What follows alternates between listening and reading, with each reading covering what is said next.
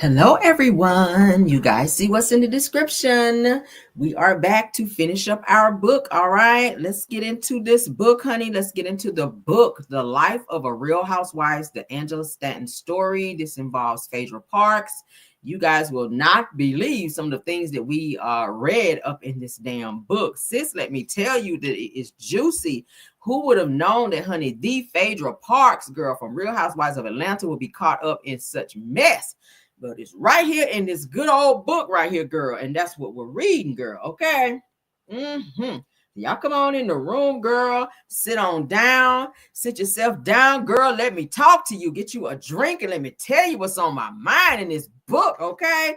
Oh, child. So yesterday we read chapters 1 through 5. And today we're going to pick up. I'm going to read the very ending of chapter 4 going into 5 so that you guys will be caught up with and you can remember kind of where we're going into the into chapter 5. Okay. All right, so we're gonna go and get started. Everything's said in the video. Let me put my banner up, child. Let's put this banner up there, girl. All right, so everything said in the video is alleged and in my opinion and is used for fair use and entertainment. Let's jump on in, girl. All right, so Angela Stanton, she and Shahid actually arrived at Phaedra's office. This was after they got to the DMV, and you guys remember one of the DMV officers tracked down Angela Stanton's friend or cousin, rather, named Sheree, and told her pretty much that they had a warrant for her for, you know, some fraudulent documentation during about some vehicles that they were trying to get some paperwork for and get registered at the DMV under false pretenses. So Phaedra pretty much told them to head on over. She and Everett, Angela Stanton and Everett, to head on over to Chattanooga, Tennessee.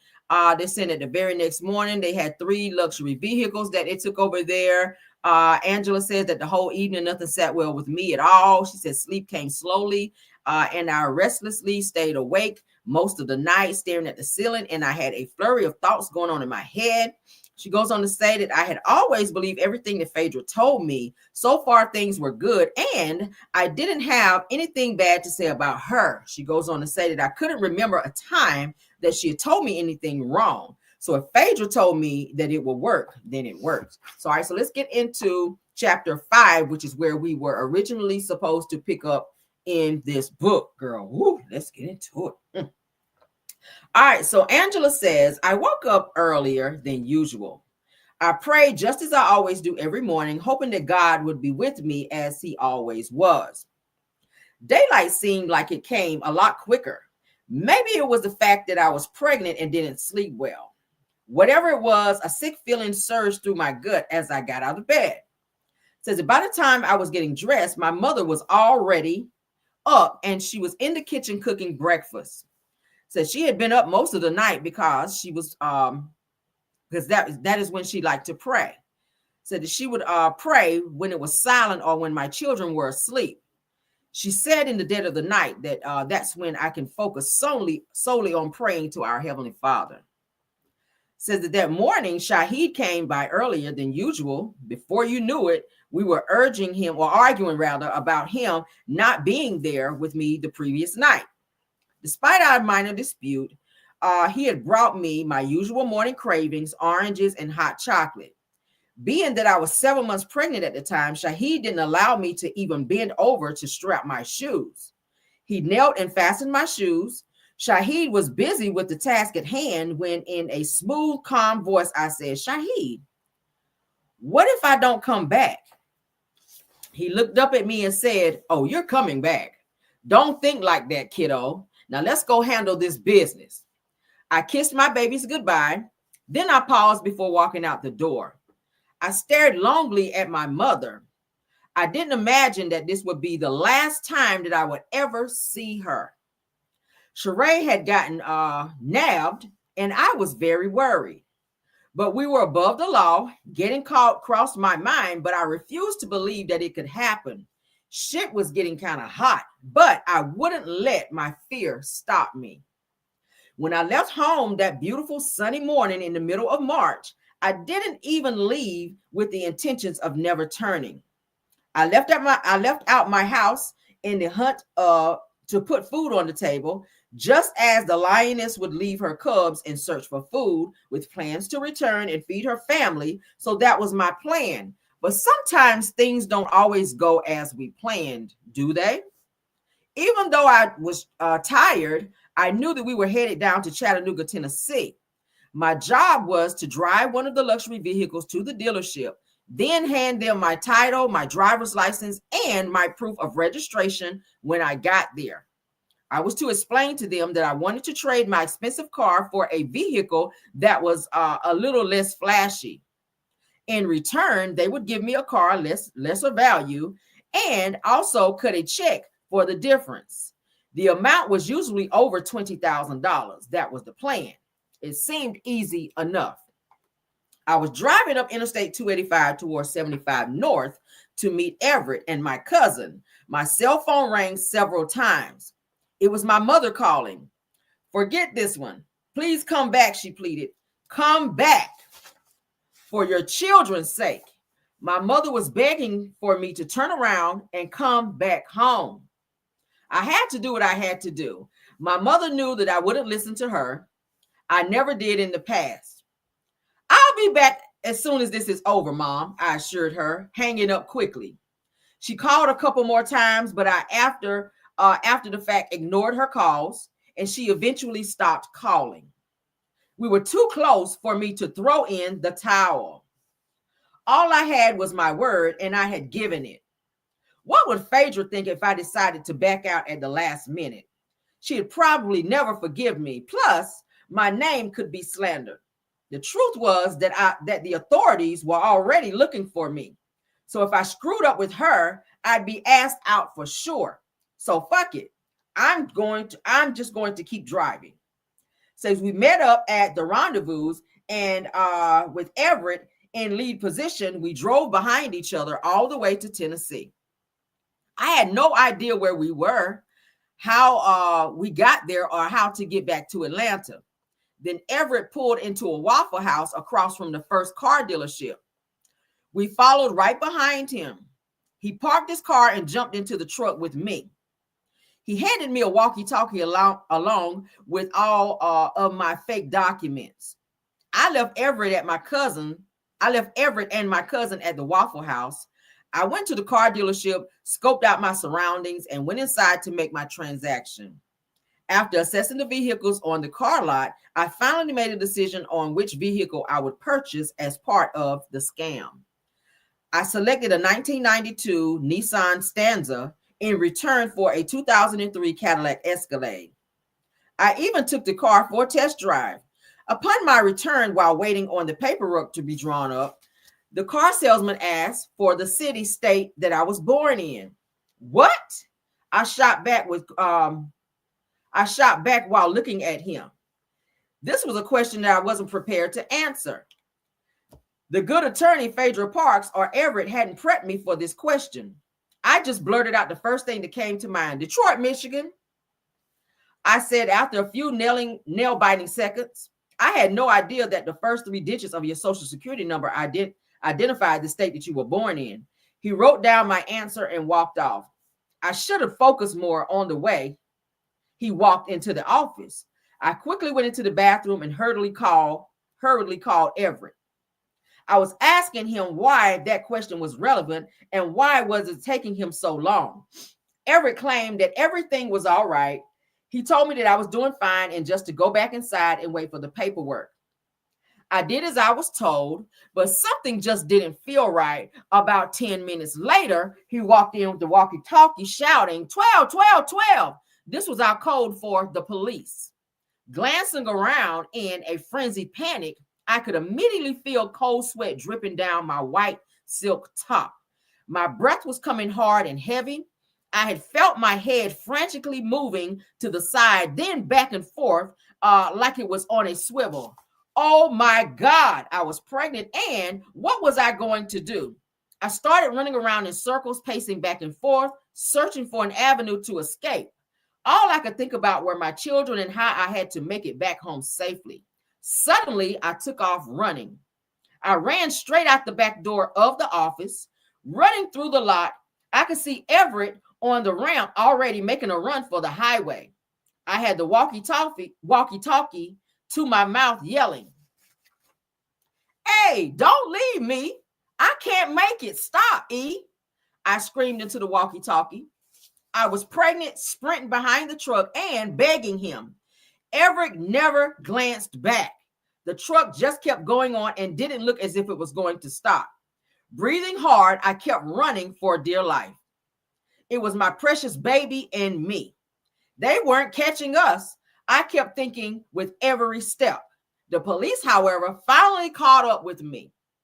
An officer who was paid to uphold the law slammed me on the asphalt while kneeing me in the back. Wow, while she's pregnant. She says, I'm pregnant, I shouted repeatedly. The officer didn't seem like he cared one way or the other. He was angry that I tried to outrun him. It wasn't until another officer arrived that they realized that I was, in fact, pregnant and that I was in severe pain. Bruises were all over my body when they transported me to Skyridge Medical Center, a local hospital. Tears had not set in. I was still trying to figure out how I was going to get out of this situation. That was when reality and humiliation of my dire situation began to set in quickly. I knew I was fucked. Shackled to the hospital bed, I was in total disbelief. I was in a state of shock while awaiting the arrival of an auto theft detective. I closed my eyes tightly and saw my whole life flashing in front of me. This was it, I surmised. How was Phaedra going to work her magic in Tennessee? Did she even have a license to practice in this state? What about my mother and my children? My mind was traveling 100 miles per hour, but there seemed to be no quick resolution. Then abruptly, my thoughts crashed. My life of crime had come to a screeching halt. Mentally, I was still searching for an escape hatch. There was a phone on the side of my bed, and an officer posted outside my door. He was standing there like I was an assassin or a serial unaliver. My handcuffs were loose, and I had already slipped them off. Now I just needed to figure out how to get out of the hospital. When I looked to my left, the window was open, and I could see that I was on ground level. Perfect opportunity. Then Shahid ran across my mind. I called and told him that I had been arrested. He was very upset. This wasn't a part of the plan, he reminded me. I could tell by his voice that he felt completely powerless, and I told him that I could break free. The only thing I needed was for someone to be outside the hospital waiting for me.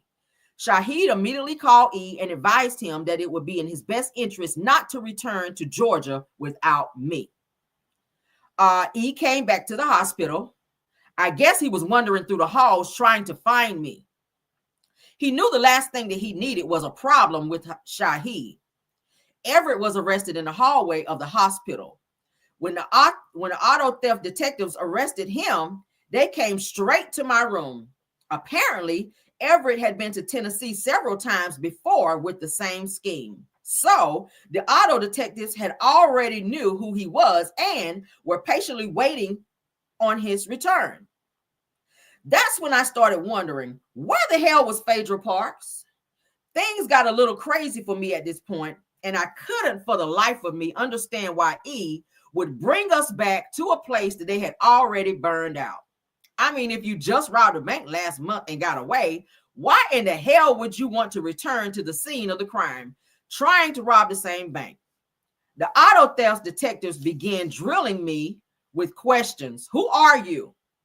This big, heavy-set white guy with wide nostrils shouting. How did you get involved with these people? He asked with no regard for sympathy. Do you know how much trouble you are in?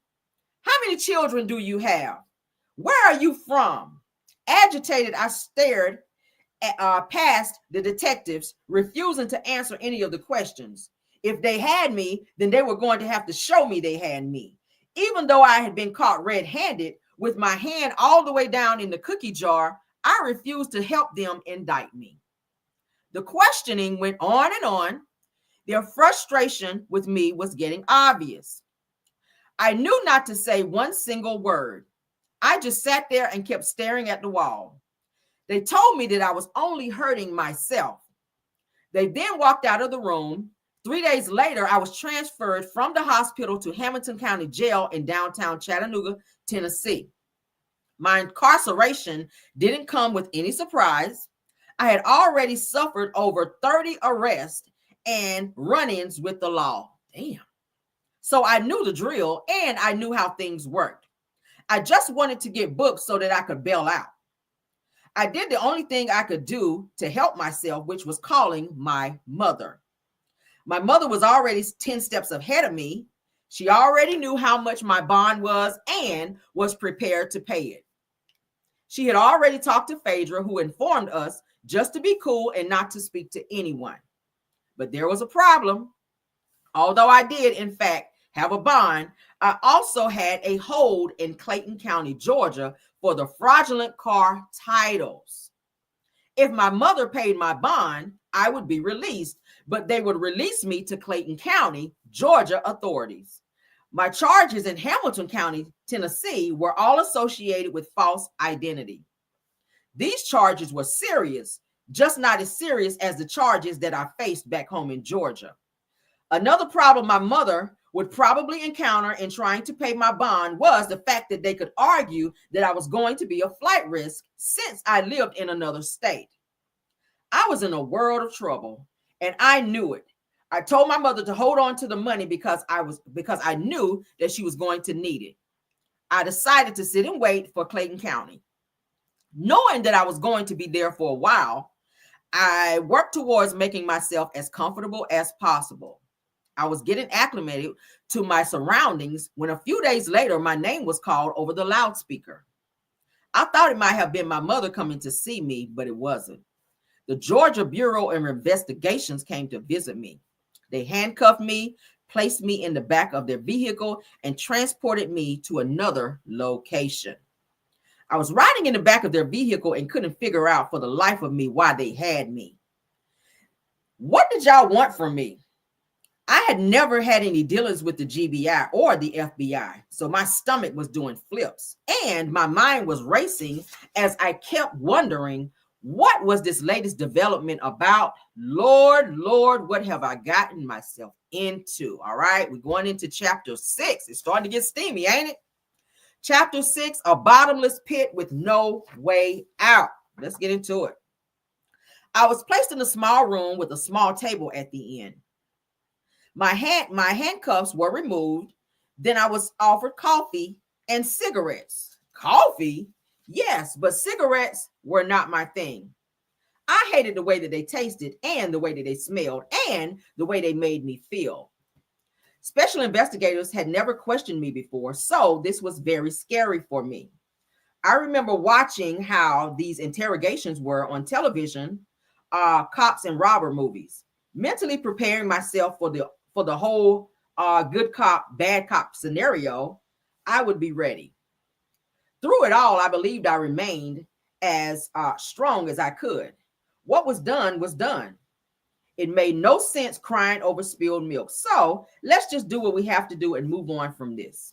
These thoughts were flowing through my mind while I waited. I had resolved to push through this barrier. It was working just fine until the bad cop opened his mouth. Miss Stanton, let's just cut straight through the bullshit. Tell us all about Leonard. Leonard? Who the hell is Leonard? I asked, staring wide-eyed at him. The detective was short and stocky. He looked just like one of the kids I had picked on in school, except he was grown up and he was about to pay me back for every name that I had ever called him. His receding hairline had overgrown beer belly and made me look. An overgrown beer belly made me look at him with more serious attitude. He was the type of person that needed just a little bit of authority. And I didn't think that he had been around too many Black people in his life. In my mind, I placed myself back at the chessboard with my dad, remembering every move he had taught me before I started speaking again. I don't know anybody named Leonard, I yelled. The detective looked at me in disgust as if I had just unalived his only child right before his eyes.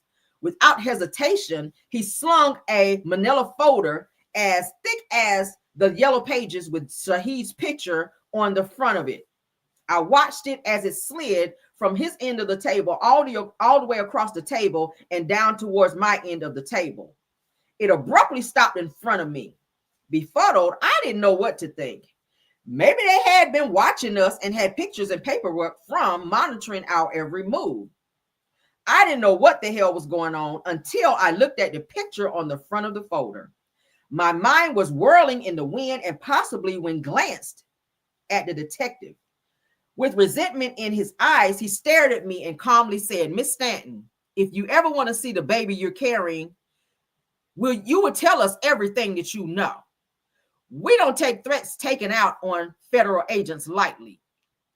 I was shaken and really couldn't figure out what was going on, still in shock from learning that Everett and Phaedra had sent me back to the same car lot that they had just burned. I felt like this was all a part of a setup. Greed had driven them. This situation with Shahid had me scared and confused. I was still trying to figure out how the detectives knew about Shahid. The detectives seemed to know more about me and my life than I did. I was scared to death and felt very ignorant. Everybody seemingly knew what was going on except me. So then I realized that I was way in over my head. My mind kept drawing blanks, and I was in total loss for words. Reality had me shook. Had me so shook that for a minute everything seemed blurred. Finally, I slowly came back around, but was still stuck trying to comprehend what exactly the detectives were saying. It did sound like he had just had Shahid threaten a federal agent. Oh, okay. If he did, then what did that have to do with me? I was being held for auto theft and given false information. Even more surprisingly, how did they link me and Shahid? Someone was talking, and it wasn't me. Shahid had nothing to do with why I was in Tennessee. So who was talking to these detectives, and who had been watching us? This shit was getting crazy. I thought his name was Shahid. I said, trying to keep my tone even. I didn't want them to see that I was flustered.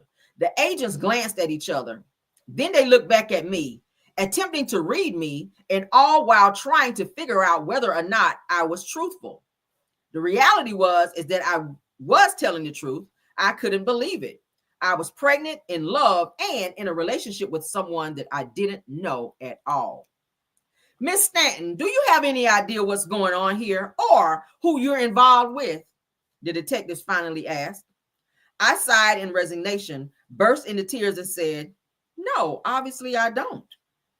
Minutes slowly turned into hours, and my whole life changed in seconds. I felt as if I was inside of a movie, The Matrix. It was obvious that I had taken the wrong pill. I was anxiously waiting for someone to wake me up on the other side. This dream was the worst nightmare I'd ever had. I had no choice but to listen as they shared horrific details of alleged unaliving cases that they had against the man that I loved. The man I didn't even know at all. They explained how all of the witnesses in the cases against him disappeared or ended up unalive. And they pointed out to me that every time they pinned him for unaliving, he somehow manages to beat the case. I had heard the stories about Shahid on the streets. True enough, hearing it on the streets and hearing it from a federal agent were two different things. Shit got real quick, fast, and in a hurry after that. It didn't get any more real than this. I was aware of the notoriety, but I knew nothing about Shahid's actual business. I got offended that these detectives were questioning me about him. If Shahid had committed all the unalivings they claimed and witnesses were disappearing, then what the hell made them think that I was interested in becoming one of those witnesses? I know that shit right. "Sir, I'm sorry, but I don't know anything about a hit or any federal agent," she said. "I didn't even know that his name was Leonard," I said in tears. I was an emotional wreck by then. My thoughts were in anguish, and there were no avenues to escape. My situation was dire. I was pregnant and stuck in jail. And now I was finding out that my pregnancy was caused by a man that I didn't even fucking know. It was obvious to me that Shahid was a man who had been living a double life. Was this shit real? At this point, my mind was in a state of conflict. The denial in me was fighting with my sense of realism, and I was so confused and overwhelmed and felt betrayed. It was just too much going on at the moment. I just needed to pray. Pray and go to sleep. Maybe when I wake up, this will all be resolved. I'll be able to climb out of this rabbit hole. I woke up the next morning and realized to my dismay that I was still stuck in this horrible place and the nightmare was far from over.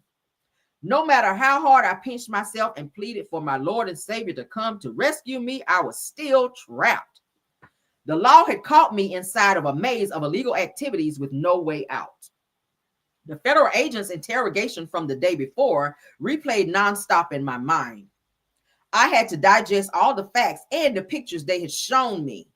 While strategizing and reliving my relationship with Shahid over and over again, I was connecting all the dots. I had to figure out how I was going to explain all of this to my unborn child. Maybe it was my sense of helplessness, but something about this dreadful situation pushed my mind back to the horror story that my father and mother told me repeatedly throughout my life. It was one of the most shocking unaliving scenes which occurred in Buffalo, New York. The gruesome incident happened in 1978 and my family couldn't get away from it. It made headlines throughout the East Coast. No matter what television station you turned on, it was on. And for the next several years, this terrible incident was the talk of the town. It left a bitter taste on the lips of my family members. October 31st, 1978 was the day that my first cousin Gina was violently unalived. It was a day that my family will never forget. At 11 years old, Gina was the prettiest child anyone could dare see. Her perfect milk chocolate skin was accented by almond-shaped eyes, and she had the perfect button-shaped nose. Gina was a ballerina and was told how much she was always loved. My mother often told me that I was Gina's baby. Gina ironed my clothes, fed me, bathed me, and played with me. I was only a year old at the time of her death. My mother, my dad, and my brother, Aunt San, my cousins Gina and Kevin, and I lived in the same two-family house located at 27 Girard Street. We were a very close-knit family, and nearly all of us were raised in this home. It was on a condensed street in Buffalo, New York. All of the houses were right next to each other, separated by no more than 6 feet of yard space. If a fire were started in one home, the entire neighborhood would burn down. On any day that you could open your window and hear what your neighbors were watching on television, the houses were built the same way. They had the same height, same foundation, and structure. They were just painted in different colors. The father of my aunt's children, Lonzo Moss, practiced martial arts. He was a black belt in karate and an expert who had perfected the art of his choice. Then one day he snapped and decided that he was not only going to just unalive himself, but to take out everyone he had brought into this world. My father was at work, but the rest of the family was home on that fateful day. Suddenly, there was a loud knock at the door. Lonzia stood outside the door. He wanted to take his children to eat McDonald's. No one was aware of the pow pow that he had hidden at the side of the house. My cousin Kevin, 9 years old at the time, was asleep in the bed next to my brother, Lee. Even though Kevin was awake, Gina was the first one out the door. Then Kevin followed behind her. It was over as soon as she stepped off the porch. Gina was pow-powed once in the chest with a double-barrel shotgun, or pow-pow. She was unalived by the man who had given her life. She was fragile, and her body could never survive a blow of that enormous magnitude. As her life was blown away, Kevin wasn't given a chance to react. His father's pow-pow ran out of bullets, but that didn't stop the deranged unaliver. With the butt of the unaliving weapon, Lonzia beat the 9-year-old son, Kevin, into a coma. saying my younger sister ran out the door with every bit of courage she could muster. Knowing she was no match for the black belt, oh God, she put up a brave fight. Those were her babies. The man that she once shared love with broke the pow pow on her face. Then he left the woman that he had given birth to, his children critically injured. She was lying in her own pool of blood right next to her children. My mother fought him off. Surprisingly, she wasn't harmed, but he wasn't there to hurt her. Then the coward ran off before anyone had a chance to torture him. When my father returned home, Gina's mangled body was still lying in the driveway. His niece was unalive. His sister and nephew were critically injured. My mother lost it. My brother was taken to the neighbor's house, and I was at the window watching, but I was unable to talk about what I'd witnessed. I wasn't old enough to understand what I'd seen. Or was I? I have often wondered if something followed me from my dreaded past. And how and why did Shaheed end up in my life? And now my child, just like my cousin Gina, was to be a child psychopath. Child of a psychopath. The similarities were mind-boggling. Shaheed was a black belt. He was a master of arts of choice. It was no secret that he could unalive with his bare hands.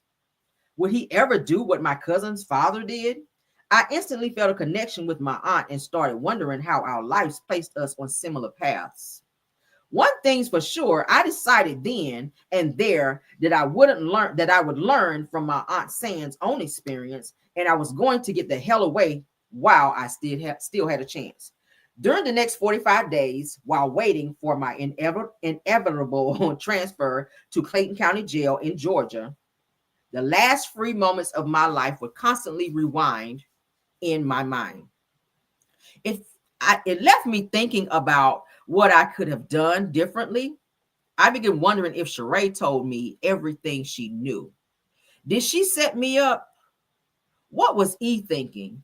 And did he believe I set him up when he was told to return to the hospital? Who was giving these agents all of this damn information? Why was I being questioned in Tennessee about Shaheed when we both resided in Georgia? How did they know about my involvement with Shaheed? And was Phaedra going to stick to her word about representing me? Was I going to be free or get out before my baby was born? The bevy of questions was rampant. There was just so many possibilities rapidly running through my mind at one time. So many questions left unanswered. Not even I could provide an answer. I couldn't find peace anywhere. The desperation of my situation constantly haunted me. And I was an emotional wreck by the time the date of my transfer had rolled around. The ride from Tennessee back to Georgia was long overdue. Even though I was still incarcerated, at least I was closer to my family. I was also getting closer and closer to my due date. Being transferred to Clayton County came with some rewards. If I did have the baby while I was incarcerated, then my mother could come right to the hospital and pick her up. The jail was only 15 minutes away from my mother's home, so I would have visitation every week. Yes, I will say that I thought that I had this whole thing figured out. It happened like clockwork. Every week, my mother came to visit me, just like any good mother. She was at all of my court appearances, supporting me 100%. I had been in Clayton County Jail for nearly 2 weeks now, and it seemed like no one could get in touch with Phaedra. She was avoiding every person that tried to contact her on my behalf. All calls to her personal cell phone and home number went unanswered and were never returned. Ain't that crazy? So I had my cousin Scott call attorney Ronald Freeman's office on a 3-way call from jail. I spoke directly to Ronald myself. Ron, what's up with Phaedra? I mean, she is avoiding all my calls when she knows what's going on with me. I don't even know what is about to happen, but I know she promised to represent me. Now she doesn't want to answer my phone calls. Ronald Freeman was aware of the criminal activity that existed between Phaedra and me. Phaedra Park shared an office with him on Spring Street. I knew for a fact that he did not want to be implicated in any way. Ronald briefly placed me on hold. Moments later, Phaedra was speaking with me on the phone. "Phaedra, what's up?" I yelled arrogantly. She promised to visit the next morning. I hung up and then waited. The next morning, when she arrived for a visit, Phaedra went on and on about how we needed to let the air cool down. She told me that she had not forgotten about me and promised that I would get out of this situation. I was facing 4 felony counts of forgery in the first degree for the transferred car titles in Georgia. Auto theft detective Pete McFarland made sure he showed up every hearing to court dates that was scheduled. Phaedra promised me that everything would be over before I knew it. She gave me her word that she would look after my family if things went sour. Phaedra also explained and decreed that if anything ever happened to her, that we would all lose. That was already understood. So I said, well, just let me get out of here, Faye. I got to get home to my babies. In the courtroom, I stood handcuffed and shackled. My big belly was protruding and bumping into anything in its way. My hair was nappy and braided straight to the back. My mother and Aunt Carrie sat inside the courtroom that day. They watched and listened as Phaedra pleaded our case. She was a great attorney and did try her best, but what the hell happened to her influence? And what happened to the secret society among lawyers and judges? Superior Court Judge Matthew Simmons sentenced me to serve 5 years in the state penitentiary. I watched my mother fall to her knees. I broke my mother's heart that day. She cried like a baby as the sheriffs led me away in handcuffs. My big belly and all walked out of there. That was it. I was startled by the fact that I was going to give birth to my baby in prison. From that moment on, I made it my only concern to cherish every moment with my unborn child. I talked to her. I read to her. I would sing to her while rubbing my belly. I knew I would have to give her up at birth, but I wanted her to at least remember my voice. 5 years sounded like a lot, but I knew I wouldn't have to serve the full sentence of 5 years. I had committed a nonviolent crime. In the case of nonviolent crimes, every day that you served earned you 3 days towards your sentence.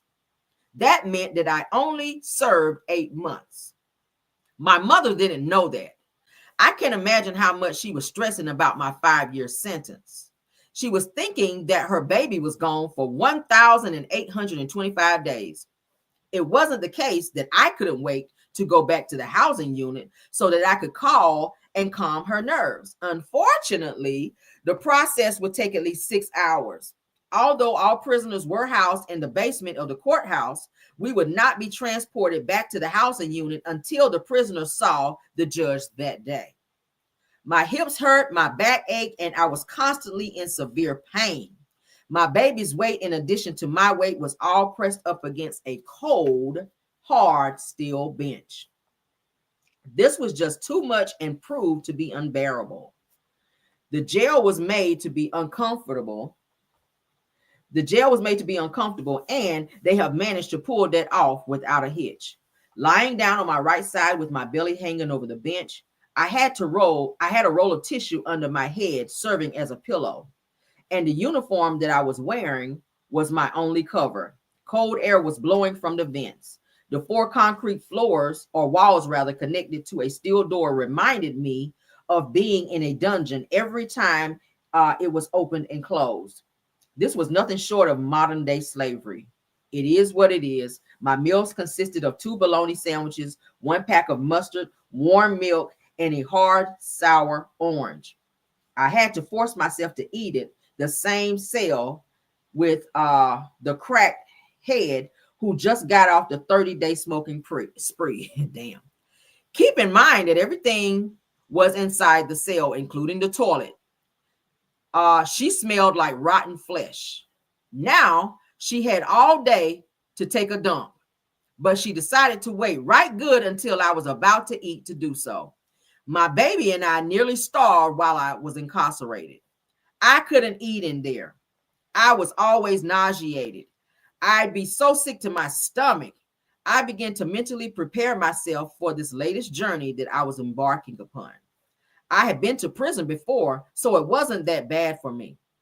This time was way different. However, I had never given birth while I was incarcerated. Here I was again, sitting on their mental benches and lying on this thin mat. The conditions were trying enough, but I knew I could get past that. What I didn't know was how to get over the separation from my newborn baby. I had already been shopping for her before I was arrested. She had everything she needed. Shahid was in contact with my mother as he awaited the birth of his child. If our daughter needed anything else, he then would be there to provide for her. I hadn't seen Shahid since I left that morning with E on the way to Tennessee. We were due for a visit.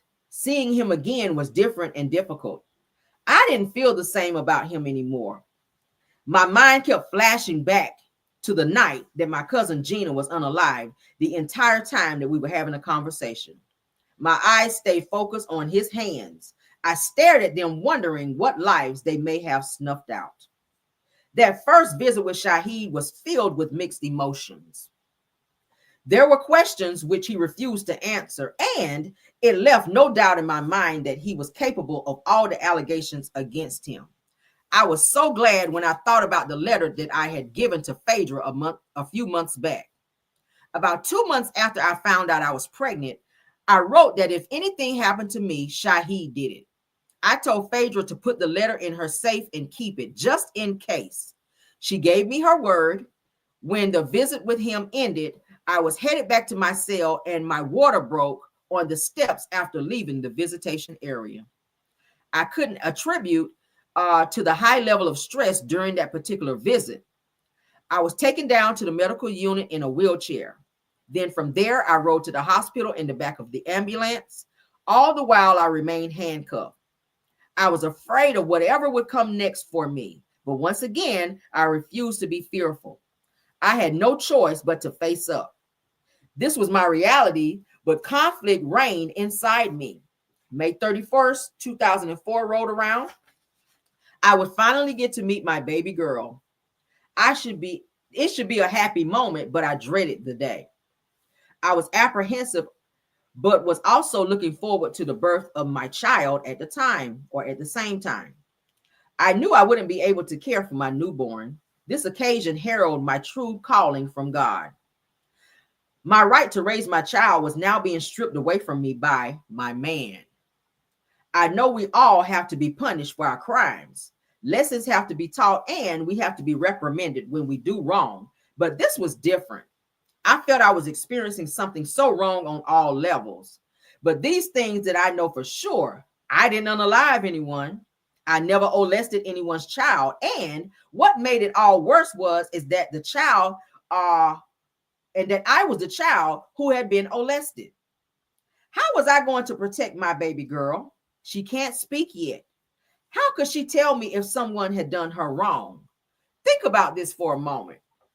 It's natural for animals like bears and dogs to go insane if you attempt to separate them from from their babies. How can a man be so cruel? Lying in a hospital bed on my back with one arm free and the other handcuffed to my bed, I was in pain. I was trying to lie on my side, but it was very, and I do mean very, uncomfortable. Somehow I managed to get through the most difficult labor. My eyes were bloodshot and strained, watching the monitor while listening to my baby's heartbeat. I was busy praying to God, asking that my baby would be okay. I prayed that I would be all right. I prayed that we would all eventually be okay. Childbirth was supposed to be a joyous occasion, but this period had proved not to only be the longest 9 months of my life, but also a very thorny time. My mind was swamped with misusings.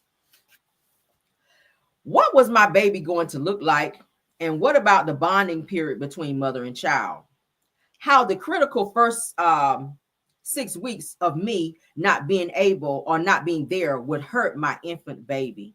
Yes, I had indeed been a street hustler, but I can tell you one thing, and anyone who knew me will attest to the same thing. I love my children. I lived for them. I fought for them. Just like any other good mother, animal or human, I would have given my life for my offspring. In my present condition, however, that was easier said than done. Every other hour, the doctor checked my cervix to see how far I had dilated. Meanwhile, I was thinking about my mother and how she was going to handle taking care of my other children along with my newborn. I didn't know how she was going to do it physically and manage financially. I knew that she would find a way to get it done. Finally, the sheriff allowed me to make that one phone call. My mother answered on the first ring. Like always, she was the most encouraging. She told me to put it in God's hands and not to worry. She said, "Don't worry about anything." The soothing sound of her voice calmed my fears and assured me that my baby would be okay. Everything would be just fine when I made it back home. Now all I had to do was make it through this childbirth. Delivering a child while handcuffed to a bed with a total stranger was painfully uncomfortable. For the record, it wasn't the doctor or midwife, but the sheriff who was there staring down my vagina area. Damn. His presence during such a private moment had to be one of the most difficult obstacles that I had ever hurdled in my life. That moment was also the most degrading experience of my life. I felt that his presence there was meant to destroy my humanity, unalive my self-esteem, and unalive my pride. Turning her attention briefly to the sheriff, the midwife made a plea for him to leave the room. She asked, "Where is she going to run to? She has a 7-pound baby coming out of her butt." The midwife was pleading on my behalf for compassion, but the disrespectful sheriff ignored her and firmly continued to stand guard. He watched the entire childbirth. As the authority figure stared at me, I felt like a slave girl from the movie Roots. This must have been the feeling that my ancestors had experienced during slavery. Maybe this was something that I had seen on TV. I don't know what it was, but it was a spirit that seemed all too real. The room was all lit, but still so dark. And there was the midwife standing over me, instructing me to push harder. Realizing the delicate nature of the situation, she tried to be as comforting and accommodating as possible as she could possibly be without jeopardizing her job. I wondered how she felt and how many other times she assisted with childbirth of some other lost, pregnant, incarcerated woman. How many times has she seen a mother and baby separated? How much time will I have with her? I asked. "You got 24 hours, Miss Stanton," the stern sheriff gruffly replied. Tears rolling down my face, and I bawled like never before. I felt like this treatment was unwarranted. My behavior didn't merit my baby being taken away from me. My baby didn't deserve to have her mother taken away from her. Why was this happening to me? Then my baby girl came. Seeing her for the first time was amazing. I could only thank God for my healthy baby girl while looking in her beautiful big eyes. I kept praising God regardless of my circumstances. I could not stop the tears of joy. This was mixed with plenty tears of sadness. I thank God for her perfect body and her perfect health. Once she was all cleaned up, the sheriff removed my handcuffs, affording me the honor of holding my newborn. "Amani Messiah," I whispered in her tiny right ear. I had already chosen her name. Amani, also spelled I-M-A-I-N, I-M-A-N-I, meaning faith, and Messiah signifies chosen one. She was chosen, and she did give me faith. Amani blessed me with enough faith to endure the road ahead to make it back home to not just her, but all of my other children. I did not get to sleep a wink after the birth of my baby. It seemed as if I watched the big round black and white clock on the wall every minute that it ticked. It was the same type of clock that hung on the wall in many schools that I got expelled from. I sat there wondering if I could slow down the hands of time just this once. I held my baby close to my heart, sang in her ear, and told her how much I loved her. I told her that my mama was going to come, that my mother was coming to get her, and she was going to go home soon. Hopefully, that my voice would soothe her and tide her over just as my mother's voice did to me. The more I held my baby, the more I cried. All the nurses, doctors, and other patients walking by the rooms could hear my cries. I was told several times that if I didn't calm down, that they'd take the baby back to the nursery. I heeded their request every time, but as soon as I calmed myself down, I started back up again. I couldn't help it. The harder I tried to hold it in, the worse it got. I was pitiful. No one came and no one took her from me, even though they had threatened to do so. Most of the staff members on duty that day were made up by women. Deep down inside somewhere, I believed that they understood what I was going through. I did the only thing that I could. I prayed, cried, and held my baby. I was feeling hopeless and helpless. I watched the clock while closely holding my baby. I performed my motherly duties and changed her and kissed her often. In an attempt to soothe my precious infant, for the entire night, I'd keep my eyes on the clock. I had to treasure every second, every minute, every hour. I had no idea how big she would be the next time I laid eyes on her. It had been 24 hours, and it was time to call my mother again to let her know so that she could come to the hospital to pick up the baby. She must have snapped her fingers to get to the hospital. 20 minutes later, she was standing outside my hospital room. My mother was excited to see me, but she was more excited by the presence of her granddaughter. Our visit was short and sweet. It was about 10 minutes to be exact. Once time elapsed, my mother picked up the baby, then was instructed to leave. I too would be leaving, but I would be handcuffed and escorted to a patrol car. My mother had only one simple request. Please let me leave before her. I can't stand to see her in handcuffs, she begged the officers. They granted her request and let her leave first before putting me in handcuffs. With tears dripping from my eyes, I silently watched from the back window of the patrol car, seeing how my mother took caution in strapping my beautiful girl into the car, which brought me some relief. I could breathe a little better now, even though I was still in captivity. There was a sense of reprieve. I was also headed back to jail, not going home with my baby girl. And as a mother, my situation made me feel like I was a complete failure. At least my baby girl was in my mother's care. There was some sense of satisfaction watching my mother's car drive away. She was the one person who could love my baby, and she now had her. My mother would love my baby girl just like she loved me. Tears were still welling down my eyes. I felt like sobbing aloud. Without uttering a sound, my heart kept beating fast and with hope. Thank you, sweet Jesus. All right, chapter 7. You guys enjoying so far? Y'all enjoying so far? Let's continue, honey. Chapter 7. Finding my way. That's the topic of chapter 7. Thinking of going back to the cold, hard, dark, loud dungeon brought me back to the real world. The vacation was over, and I wasn't in a hurry to return to Clayton County Jail. I would soon miss the comforts of warm covers and plush mattress of my stay at the hospital. And I definitely could not forget the luxury of the warm, tasty meals that most certainly didn't get me nauseated. I mean, their food looked like food should be looking. No mystery meat. Reality check finally bit me in the ass as soon as I returned to my housing unit. My room was taken because the jail was overcrowded.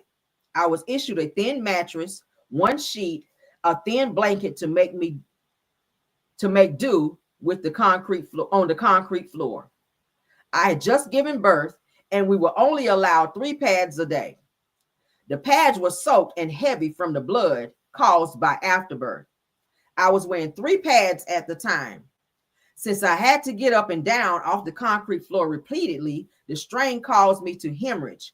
I begged for more pads, but was denied any. Blood was everywhere. To avoid bleeding on everything, I took one of the white t-shirts and had turned it into a pad. I had no other choice. Otherwise, it would have looked like a crime scene in my room. Child. You would think they would give her more pads being that she just gave birth, but I guess not. That was my only option. I hand washed the bloody t-shirt inside the toilet.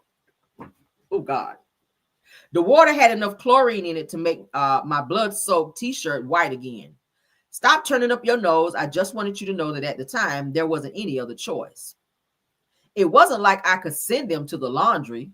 I did what had to be done about my situation.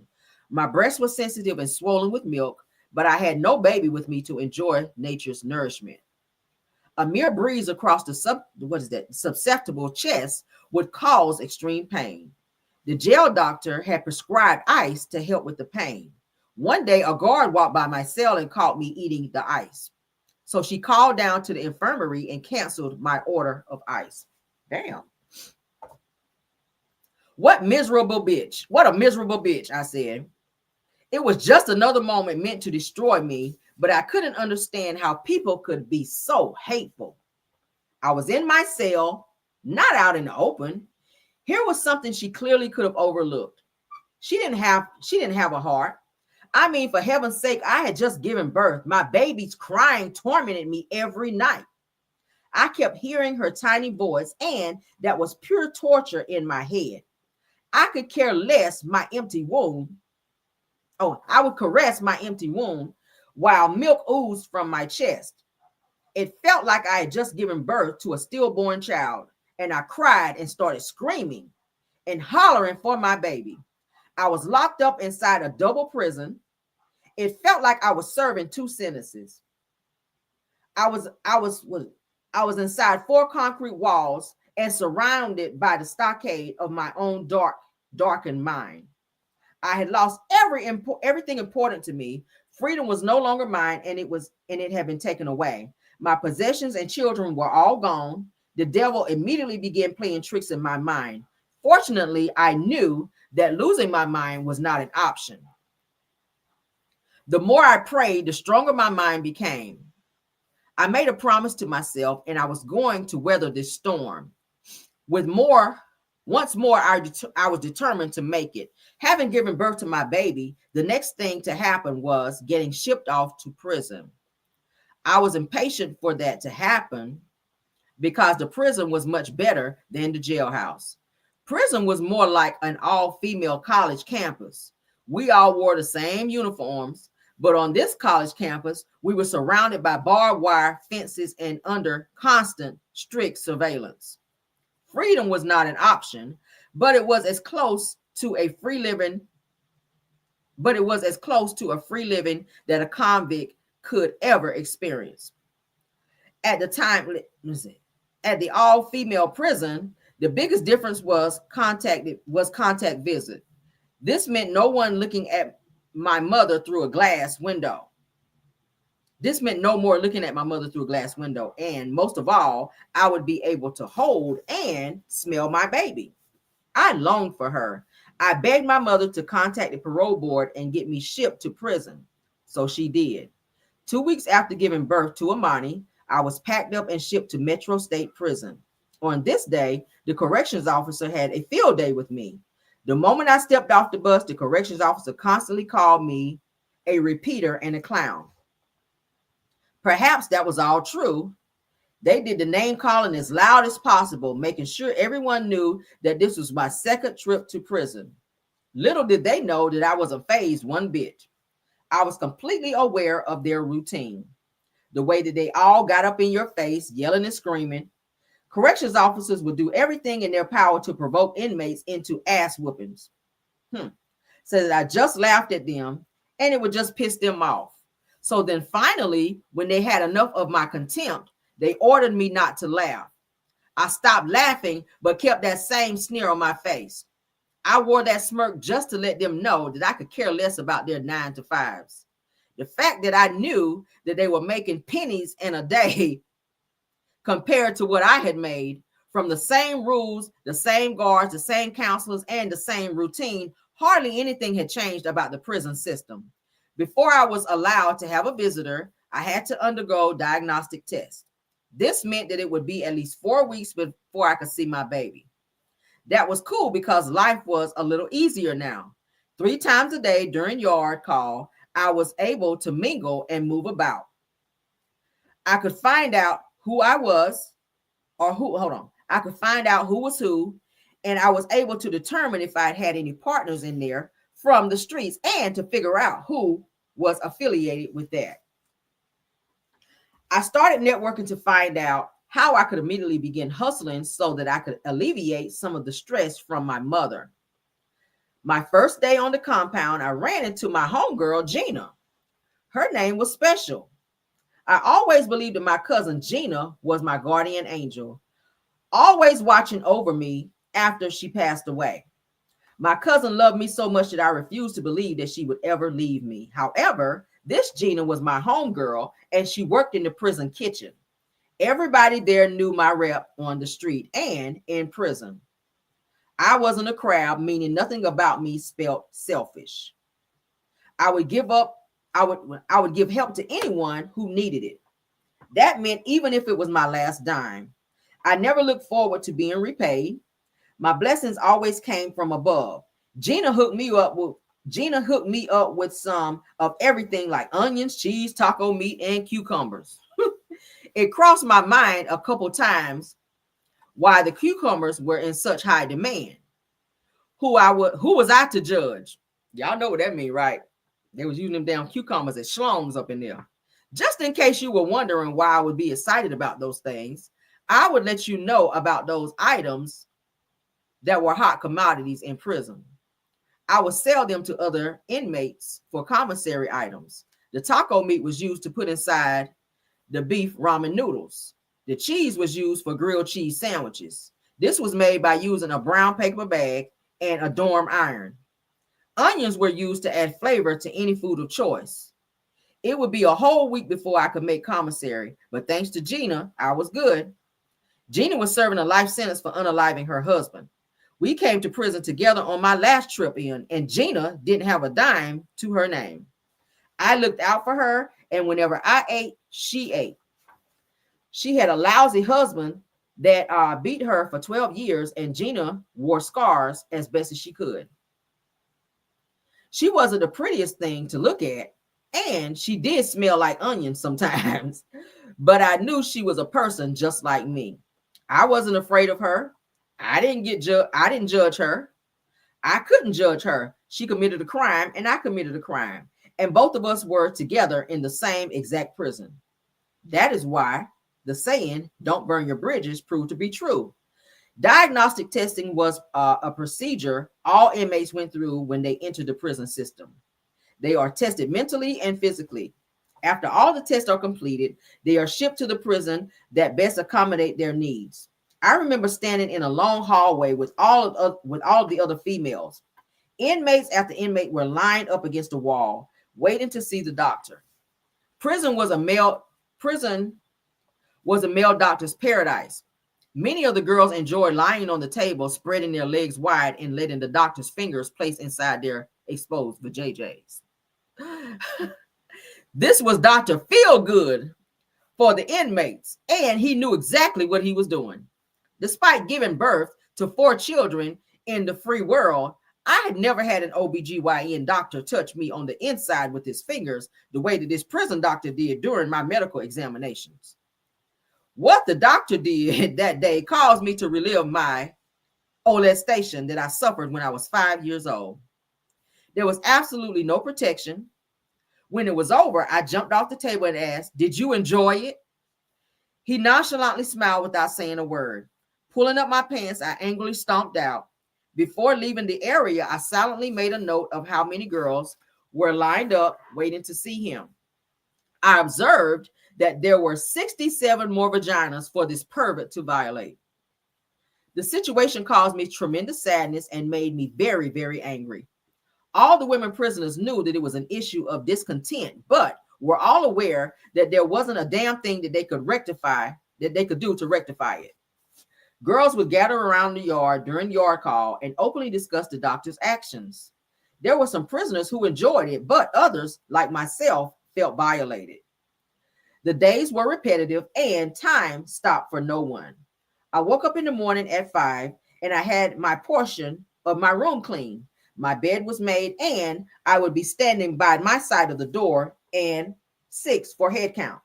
I passed all my tests with flying colors. I got word that I was on the list for Polsky State Prison. All girls wanted to go to Polsky because there were 2-man rooms versus 4-man rooms. Also, Pulaski, I said it wrong. Pulaski had bathtubs. Most prisons are equipped with standing showers only. I hadn't bathed in a tub for 4 months now. Pulaski was all right with me. I knew I was going to Pulaski State Prison. I just didn't know when I was going to be transferred. All my testing had been completed, and I had visitation the upcoming weekend. I could see my mother and all of my children. I was just so excited and anxious, anticipating the upcoming weekend. I drew pictures for my children and colored them with M&Ms. We didn't have crayons, so I improvised. I had a cherry sucker that I had gotten from one of my prior counseling sessions. I saved the pieces of candy for Amani. I felt like I had to give my children something, anything to show them that I loved and appreciated them. Although incarcerated, I still felt that I needed to provide for them in any way that I could. My motherly instincts didn't take flight along with my freedom. Through my childbirth experiences, with Amani, I had found a hidden well love for my children. Thinking about them gave me pure joy. The weekend finally arrived, and I heard my name called over the loudspeaker for visitation. I looked in my plastic mirror and fixed my hair as best as I could. That meant without curlers or a hot iron. I really could care less how my hair looked anyway. I just couldn't stop smiling because I had waited with tremendous longing for this moment to arrive. I skipped all the way to the visitation hall. I wanted badly to run, but running wasn't allowed in prison grounds. Once I made it to the door of the gymnasium, I could feel my tears beginning to flow. I was going to hold my baby, the baby that I hadn't seen since birth. I was burdened with thoughts of my daughter. Would she know me? Would she recognize me or the sound of my voice? Would she know that I was her mother? She was almost 2 months now. Besides the fact that I was about to see her again, I wasn't sure of anything else. My mother sat at the table smiling with Amani on her lap while my 3 boys, Laquan, Leonte, and Javion, sat around the table smiling and looking overjoyed. The wonderful joy of seeing their mother was overwhelming to all of us. They were just so excited about seeing their mother as I was about seeing them. Walking as fast as I could, I quickly reached the table and took my seat. I was so happy to see my children. You would think that they were happier than me if you could see the look on their faces. I hugged my son and played with them first so they wouldn't feel neglected. The entire time I played with them, I kept my eyes on Amani, studying her up and down. My eyes were watching, and I was feeling each breath she took. She was so pretty. Holding Amani gave me an incredible feeling. I felt the way Celie from Color Purple did when she saw the white woman in the store with her daughter, Olivia. Silently, I kept thanking God for reuniting me with my baby. I was missing her. I only wished that I could watch every breath that she took. I wanted her to know and understand that my love for her was strong and that I would fight for her until my dying day. Amani knew who I was. At least I believe she did. I couldn't blink because she stared at me so intensely. No matter what I did, she wouldn't take her eyes off me. If she could speak, she would almost certainly say, If she could speak, I was almost certain that she would be asking, where in the world have you been?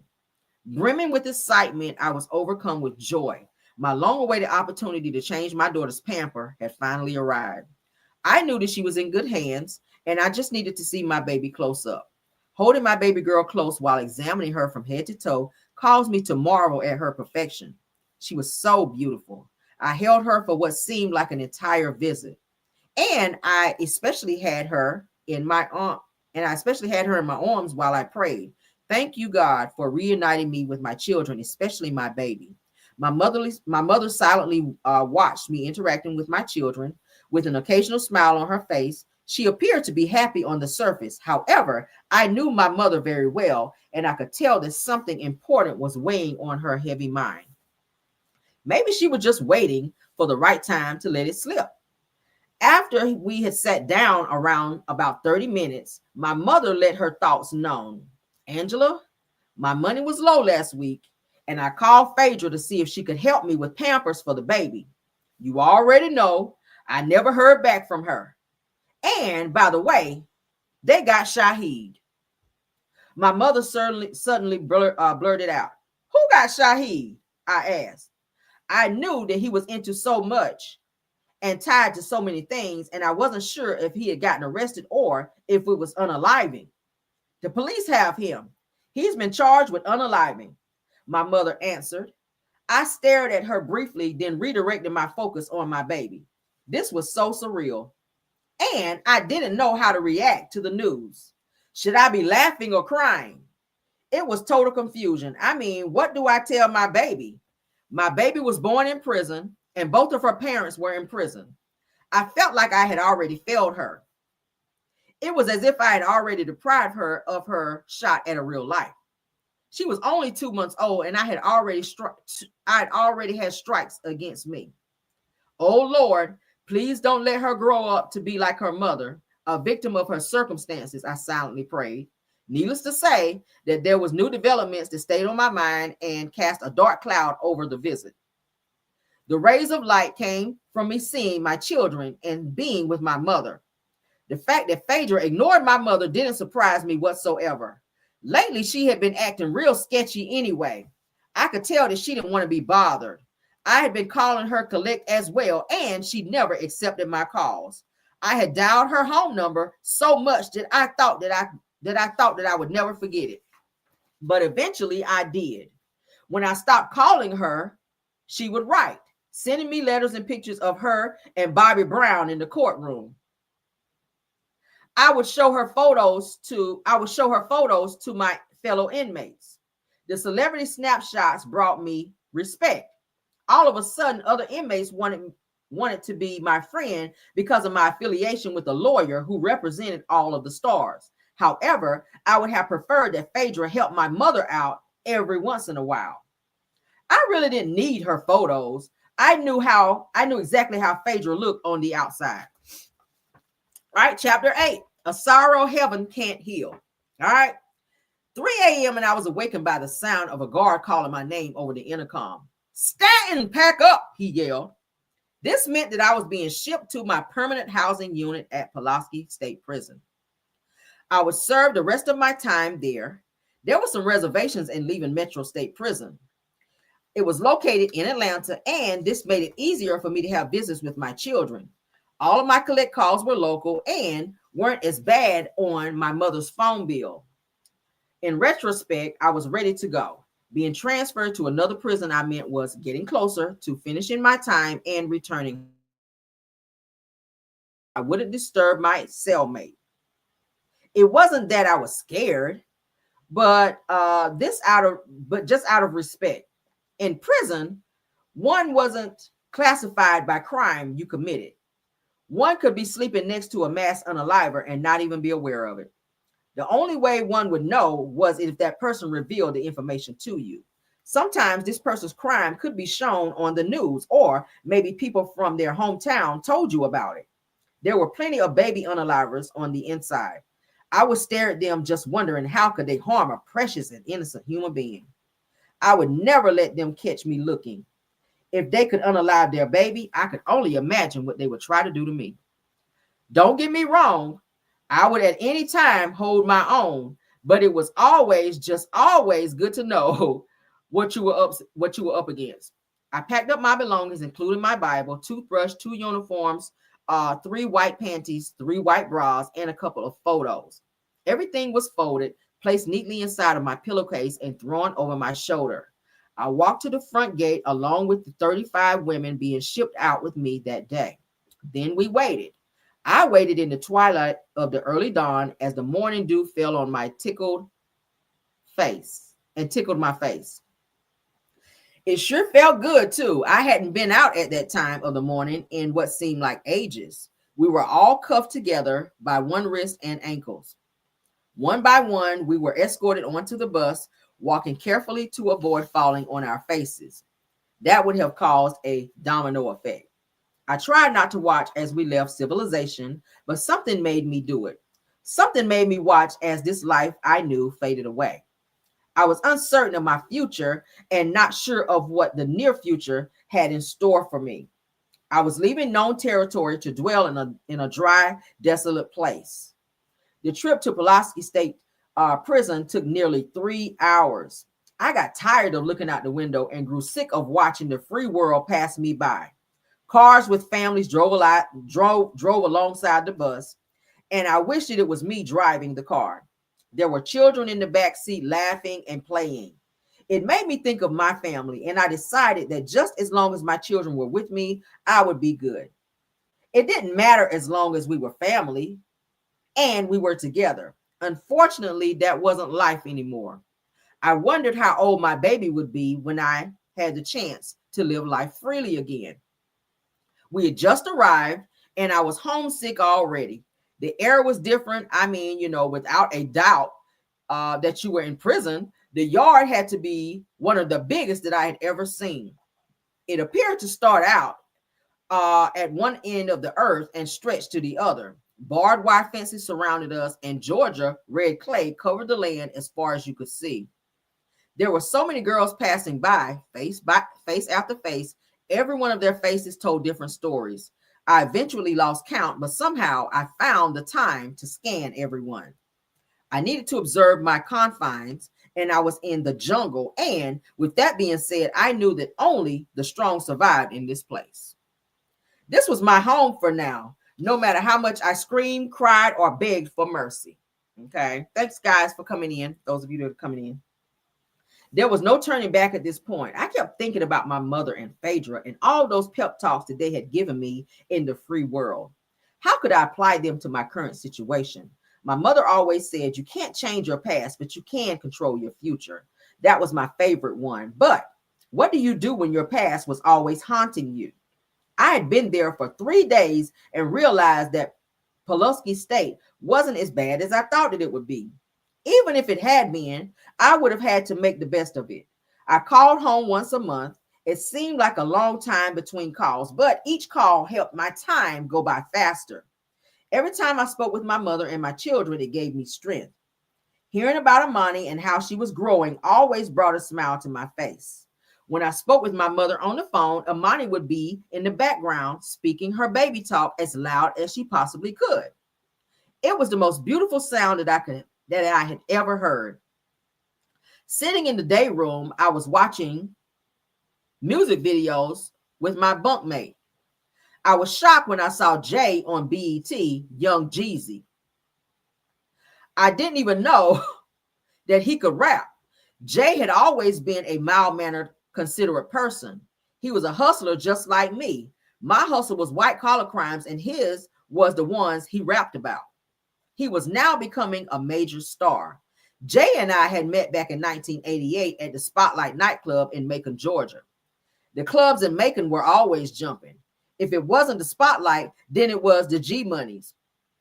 And after partying like a rock star at the clubs, many nights it would be Jeezy and I getting down.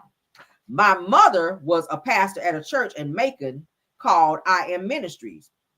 Macon was only an hour and 15 minutes from Atlanta, depending on how fast you drive. I made frequent runs up and down the Interstate 75, traveling between Atlanta and Macon. A lot of those trips were to see Jay. Wow.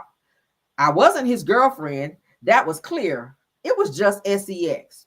We enjoyed each other's company, so that made it more than just sex to me. I couldn't tell you how many nights I spent with Jay. It used to be me, my homegirl, Tina, Jay, and his homeboy, Ellaby, and like we call him Kinky B.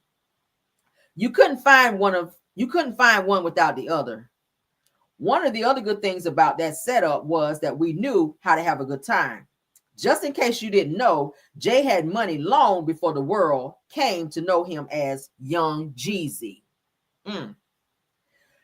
Because of his hustle, Jay had made respect in the streets. No matter what he did or what he was doing, he always found a time to bless someone. So I knew that he would in turn be blessed. Our sexcapades and rendezvous lasted well over 3 years. He knew all of my friends and I knew his boys. He slept with a couple of my friends and I did with a couple of his too. Hey, we were young. We had money and did whatever we felt like doing. That was before the fame came. I won't even go into many details about our sex life.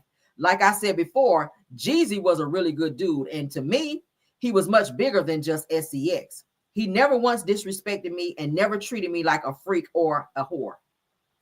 He would do anything that he could to help another person. For those reasons alone, I still have the utmost respect for Jay. Instant happiness and genuine excitement were what I felt for Jay when I saw him doing his Young Jeezy rap on TV.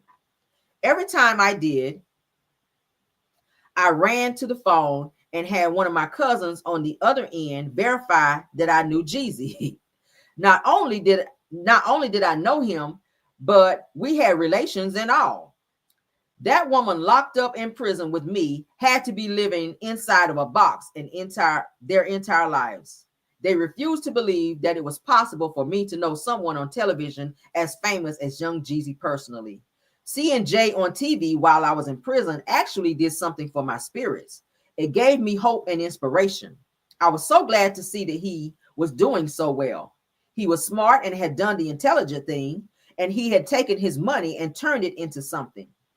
If someone that close to me, someone that I'd been with, someone from my own hood had made it, so could I. My life at that point was manageable. I had gotten myself into a routine, and if I kept it up, all of this would be over soon. My life would eventually be back to normalcy. I was looking forward to being back at home with my children, my mother, my grandmother, and family. It became habitual for me to be waking up at 5 every morning.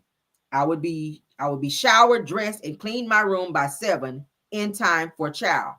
Then I would go to the chow hall and be back in my cell waiting on the grounds to do head count. After head count, I would report to detail.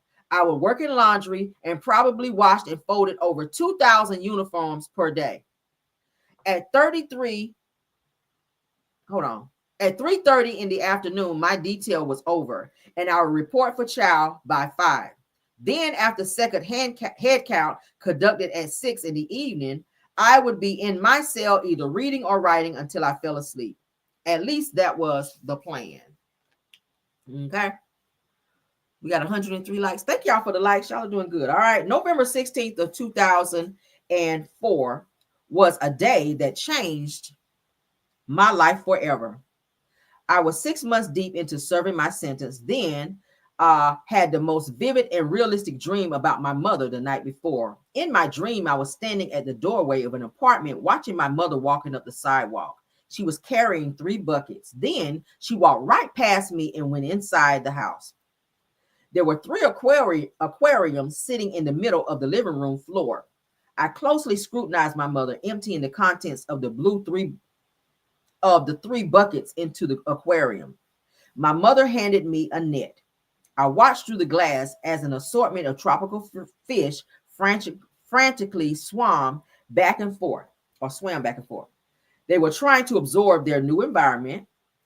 One particular fish caught my attention. While observing this beautiful creation, my mother said, "Take the net and separate the fish."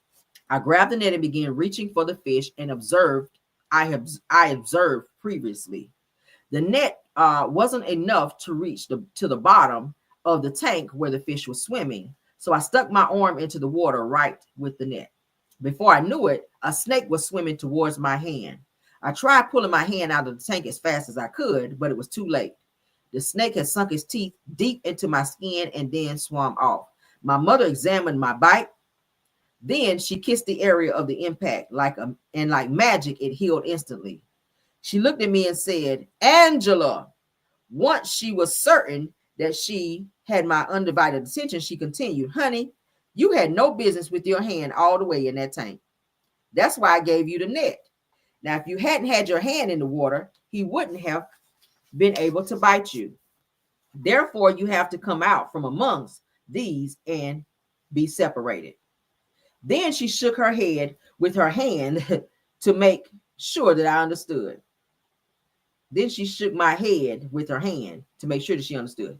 You have to come out from amongst thee and be ye separated. That's the only way that you're going to make it. You got it? I got it, Mom, I replied. Then, just like that, she disappeared. I was instantly awoken from the dream, only to fall back asleep moments later. This time, an angel awoke me. Lying on my back asleep, I felt the warmth of my mother's touch rubbing my chest. I was awakened by the touch and encountered an angel floating on the right side of my bed. The angel was the most beautiful thing I had ever seen. She looked just like some kind of a fairy, except I could see straight through her. She was a purple bluish color and she was glowing. The angel said to me, Angela, honey, it's time for you to wake up. I looked over at the clock and it was 5 a.m. It was the same time that they woke us up every morning. I looked back for the angel and she was gone. I was overcome with joy and a sense of peace and surpassed all understanding. She was my first encounter with a heavenly being. The whole ordeal confirmed that God was really in my life. Jumping out of bed, I had the entire room clean. I couldn't wait until they turned the phones on so that I could call my mother and tell her about the dream along with my encounter with such a pretty angel. I was so fascinated by the unknown. I always had been, but I wondered what the dream meant. After replaying it in my mind over and over again, I had kind of figured out in my head, my dream meant exactly what she said. Come out from among thee and be ye separated. It was time for me to step away from anything and everything negative. I remember sitting in the dorm hall at the table with 3 other women who were from my dorm. We were all enjoying a board game of life. I was the pink car. Ever since I could remember, the pink car was always my go-to. It was my lucky car. Even as a little girl over at my Aunt Sands, playing with my cousins Maurice and Manpan and JoJo, I always had the pink car. If I couldn't have the pink car, I wouldn't play. It was compromise. I wasn't compromising. Sorry. As we played on the board game, I imagined how my life would have been had I made different choices. Nobody ever went to prison in the board game. So really, losing the game was never an option. Everyone always won the game. So some just ended up with more money than others. But that was the board game life, not real life. I was just about to spin the wheel when I heard my name being called over the loudspeaker. Angela Stanton, report to the chaplain's office. I was glad that my name had been called. This would give me a chance to get out of the dorm and enjoy some well-deserved fresh air. Then one of the women playing the board game came with me and said, no, Angela, you don't want to go to the chaplain's office. Anytime they call you to the chaplain's office, it's always bad news. I stared at her and immediately the dream popped to the surface of my mind. Then I thought about the angel and what she had to say to me. It's time to wake up. Instead of going to the chaplain's office, I ran to the payphone. I called my grandmother's home collect, and I could hear the despair in her voices as they accepted the call on the other end. I already knew that my mother was gone. I didn't even need to ask the question. My cousin Donna tried to tell me what I already knew, but she was too emotional and could hardly speak. She just held the phone silently as I screamed for my mother. Donna, please let me speak to my mother, I said after getting no response from her. The phone remained silent, but on the other end of the line, I could hear my grandmother crying through the phone. She was mourning for her baby. Donna, no, please, Donna, please let me talk to my mother. In 2 simple words, she replied, I can't. Why? When I gained consciousness, I was in the infirmary. My feet, knees, and chest, and my wrists were bound. I kept trying to fall back asleep. Please, God. God, please. Please, Father, no. No, Father. I want my mommy. My mommy. Oh, God, no. My heart and soul pleaded to no avail. Every time I woke up, I wept uncontrollably until I cried myself back to sleep. I refused to eat and drink. I just wanted to lie there and just die. My hopes were dashed. Life as I knew it was over. In the middle of the night during a deep sleep, I awoke to the feelings of breath in my ear, and I heard my mother's voice. Angela, I'm with you. Angela, I will never leave you. Angela, I love you. I jumped up. Well, I tried to jump up. I was further confined in restraining belts and chains, but I opened my eyes to the sounds of her voice. She was nowhere to be seen, and I never imagined that my mother would die while I was in prison. I was filled with the guilt of my misdeeds. At this point, it seemed as if everything was my fault. Had I been there for her, maybe things would have worked out differently. Why couldn't I be there for her now when she needed me the most? My mother was 55 years old when she lost her life to a massive heart attack. It felt on me like a ton of bricks. At 27 years old, I was crushed by the weight of losing the only friend that I'd ever had. Lying on my back, I was feeling powerless by the thought that I couldn't be there for my mother. I couldn't be there for my children. 4 concrete walls surrounded me and seemed to close in faster in more ways than I could ever imagine. There was no one there to comfort me. I wasn't surrounded by any family member. I was totally and completely alone in a very cold, dark place. There was no light and no help came from anywhere. It was then that I felt God had finally forsaken me, and I was in the infirmary for 3 days, doped up under medication. Whenever I came down from my high, I was forced to deal with the pain of losing my mother. I cringed in the face of reality and could have stayed doped up forever. But I knew I was dying in that place. Every time I thought of any food, it would cause me sickness. All I could think of was my mother lying unalive in the city morgue. Naked, her body would be stretched out on some cold metal table. She was gone from my physical world, and I could no longer communicate with my best friend. Her flesh would rot, and the thought of her never being able to eat again made me sick. The problem was that there was no food inside my stomach for me to regurgitate. It proved to be a painful experience every time, and I went through a vomiting spell. I had cried so much, the salt from my tears burned my cheeks. I had scars on each side of my face left behind by my tears of pain. My brother tried desperately to have me transported from the prison to my mother's funeral. When this didn't work, he had no choice but to call Phaedra. This time she came through. At the time of my mother's death, my brother was committed to a professional basketball contract. He was drafted overseas and had been playing in Italy since graduating from college. Lee had to make it home from Italy, bury our mother, and return overseas. This was a trying time for the both of us. She really was all we ever had. There was a problem getting me transported to the funeral. Fulton County was under scrutiny because of the Brian Nichols case, which had happened earlier that same year. He was a prisoner who had escaped while being transported. He had unalived a judge, a court clerk, and a deputy, and a civilian. As a result, Phaedra was unable to get anyone from Atlanta to do prison transport. After a couple of days, I was finally informed that my brother paid Gwinnett County to transport me. Phaedra knew a sheriff there who agreed to do the transporting. The women incarcerated with me tried all that they could to offer comfort. They washed and ironed my clothes for me and styled my hair to a cute pin updo. Although I was pretty on the outside, my insides were ugly. I totally ceased all communication with anyone and everyone. I didn't even want their comfort, to be honest.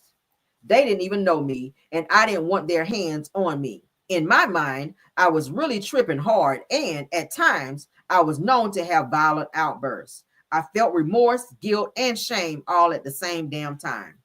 I just didn't want to be bothered and was having a hard time coping with reality. Practically on the verge of losing my own damn mind, I didn't know what to trust or who to trust. I was giving everybody the side eye, having flashbacks because a normal occurrence, and I was reverting to my former self. I was back to be angry. I was back to that angry, hateful young girl I was before I met Phaedra Parks. I was an ugly, dark demon that I thought that I had buried for good. I didn't want that spirit to rise back up, so I fought it. I accepted their gestures of kindness, but it really didn't matter to me. I had absolutely no reaction at all. I didn't have a clue as to what was going on. Nothing, and I mean nothing, seemed to be real to me. I was in total state of devastation and shock. This was the worst headache that I had ever experienced, and heartache. I didn't call back home and didn't speak to the guards at the prison. I didn't speak to any of the women locked up with me. The minute that they saw my face, they knew. The Grim Reaper forewarned them. They had been by my doorsteps. The funny thing was that a week earlier, I was standing in the child line when three of my dorm mates, or should I say fellow slaves, passed me, causing quite a commotion. In the middle of the other two was a girl barely able to walk. Her name was Angela. Yes, she had the same exact name as mine. Angela was crying hysterically. So being the compassionate person that I am, I immediately offered my assistance. I asked, "What's wrong?" She held her head up with all of her strength, looked me dead in my eyes and said, "My mother just died. Exactly 1 week prior to the death of my own mother." I remember thinking, God, I couldn't imagine how that would be feeling if it were me. What would I do if I were in her position? I thought to myself that this was just another sign from above. 7 days after the reality of my fellow slave, my fellow slave became mine. That didn't make sense. Every word and every thought that came to mind made me think of one person, and I had always depended on, my mother. Here one day and gone the next. Now seemed just that quick. Not only was I thinking of losing my mother, but now, what about my children? What would happen to them? Who would care for them? What about my baby Amani? What about the promise that I made myself? After I'd been molested, I pledged that I would never allow that horrible experience to happen to any of my children. My mind was running 1,000 miles a minute. I thought my thoughts were never letting up at once, not once. There was no single moment of peace, and I couldn't even begin to think straight. Nothing at all was making sense to me, and I found myself now questioning God. Was there even a God? A God so merciful that would allow one person to go through so much pain? What was the purpose of our existence? Were we born to be unalived? When the Gwinnett County Sheriffs arrived to pick me up, it took me a long while to make it past all that barbed wire. With every step, it seemed like I was a pat down and searched. I was scanned with metal detectors as I passed through the metal doors. Malnourished and dehydrated, I left deprived and the ability to accurately think. I was moving slowly because I was feeling so weak. It had been 7 days since the day my mother left this earth, and I hadn't eaten one single crumb. Wow. I barely had enough strength to lift my feet from the ground. Gwinnett County officials, 7 days with no food, handcuffed me, and I was placed in the back seat of their patrol car. Finally, I would be going to Atlanta, Georgia. Never in my wildest dreams had I ever imagined that I would be returning to attend my mother's funeral. The trip was so long and heart-wrenching. When I stepped over into the back seat of the police car, it seemed as if I had crossed over into another realm. The atmosphere was different. The air was so heavy. The Gwinnett County officers there would transport me looked like the enemy. They wore bulletproof vests, carried sidearms, tasers, mace, and handcuffs along with hog ties. A pow-pow was strategically placed on the front seat. This was all done for me, just in case I wanted to get stupid. I was too weak and couldn't even think clearly. It was very dark and a very gloomy day. The skies opened up, resulting in a light drizzle. The rain from the sky appeared like tears and made it a somber atmosphere even sadder. A reality that I didn't want to face awaiting my return. I hadn't thought about my other family members. All I could think about was my children and having to stare death in the eyes from close up. Remember all those times before when I told you that I wasn't afraid? Well, that day I was scared to death.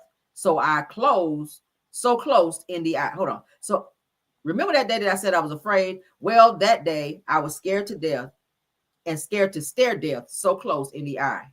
I would rather it had taken me and not my dear mother. Fear had its grip on me at the time and I couldn't shake it. I kept trying to hold on to whatever hope I had and whatever life I had left. I didn't want to see death. Death was cold. It always showed up uninvited and at the wrong time. It never comes in a peaceful manner. Death always leaves you with a feeling of emptiness. Nothing seemed worse than death. It was the one thing that I knew that you couldn't bounce back from. During the whole ride back, I couldn't help but think of my mother. I thought of every word that she had ever spoken to me, everything that she tried to teach me, every time she yelled at me for not listening when I should have. All the walks through hell that I had made her take. She had tried endlessly to help me wake up and smell the coffee. Slowly but surely, it finally dawned on me what the angel meant. It was time for me to wake up. She was telling me to wake up mentally and spiritually and not physically. In my dream, my mother was leaving me with her last words. This was giving me her key tips for survival. She came back to me in a spiritual realm, and no one can tell me it wasn't real. I know because I experienced it. You can't tell me that I was so depressed that somewhere in my mind that I believed, oh no, I was not crazy. Save that. I knew exactly what was going on. Arriving at Gwinnett County Jail was the worst things that could have ever happened to me. I would like to give you this straight. I stepped out of the back of the patrol car, a 6-foot tall woman wearing a size 12 boot and tan jumpsuit. State prisoner was embezzled across the back of my jumpsuit in bold black letters. I must have appeared threatening. The female guards were acting as if they were very much intimidated by my presence. For all they knew, I could have been a mass unaliver. That was exactly how I was treated. It was like I had unalived a whole lot of people. I was slung up against the wall like an old mat. Then I was patted down for any weapons. Do you have any bobby pins in your hair? A female guard asked sternly. Yes, I responded, but I needed these for my mother's funeral in the morning. The bobby pins in my hair were purchased from the inmate store list in prison. I guess the word but was considered my refusal to take out the bobby pins.